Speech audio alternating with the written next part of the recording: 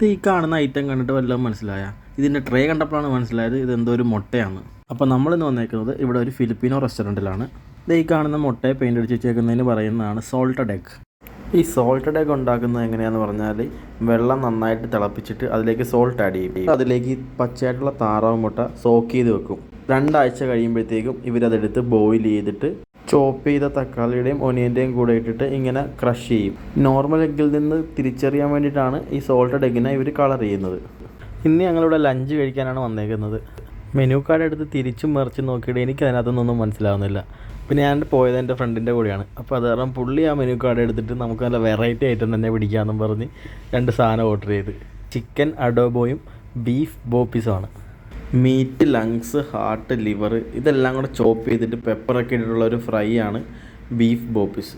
Chicken അഡോബോയും നല്ലതാണ്, അത്യാവശ്യം juicy ആയിട്ടുള്ള ചിക്കൻ ആണ്.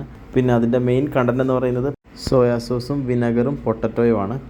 നോർമൽ റൈസാണ് നമ്മൾ ഇതിൻ്റെ കൂടെ ഓർഡർ ചെയ്തത്. അവരതിൻ്റെ കൂടെ ചില്ലി ഫ്ലേക്സൊക്കെ നമ്മൾ എക്സ്ട്രാ ചോദിച്ച് വാങ്ങിച്ചതാണ്.